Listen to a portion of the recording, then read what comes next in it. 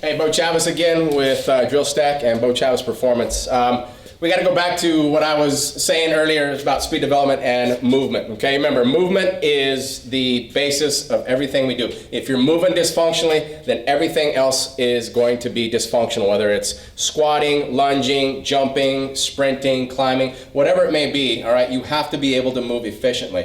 One thing that I personally do, especially as far as concerned with speed, okay, is a single leg raise.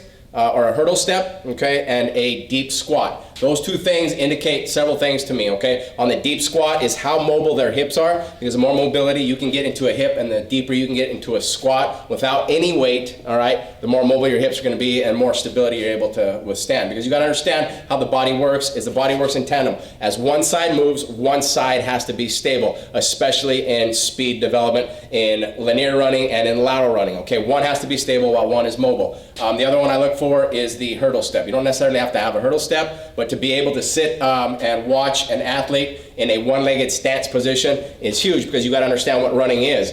Running is a walking pattern, all right? As one leg is up, one leg has to be stable. As one leg comes down, all right, you move from mobility to stability. So the one thing that I look for first is a deep squat. If you don't have a professional to do this, then simply shoulder width apart, okay? Overhead, all right? From a side, it's a lot better from the side, okay? As if you can come down and get into an overhead squat position, all right? That's good. From the front, okay? You're here and squat down. A lot of the times what you'll see is if an athlete is deficient within the core system, or what we call the lumbopelvic hip complex, first thing they're gonna do as they squat, because they don't have the mobility to force their hips back and get into a squat position, the first thing they're gonna do, okay, is either collapse their knees and lean forward to get into this position, thinking, all right, they're deeper.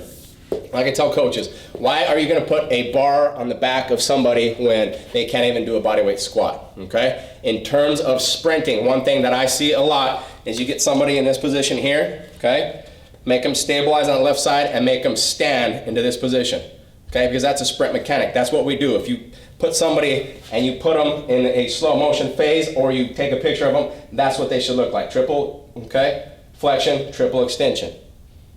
So if that's dysfunctional, the first thing you're gonna see, all right, they're gonna step. One, they're gonna collapse that left knee because they don't have any stability from a lateral standpoint. Two, because they don't have lateral or medial stability on the right side, they're gonna do what we call retro and antroversion.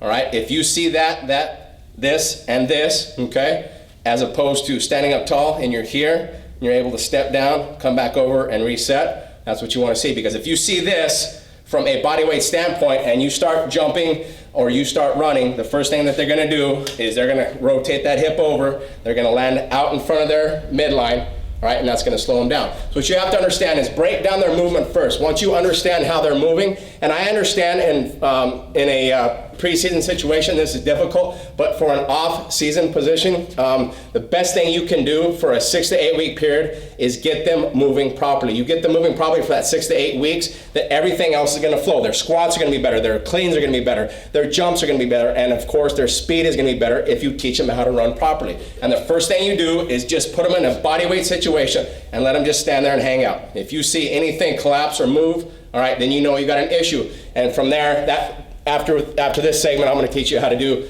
and learn about the lateral subsystem for off-season training for speed.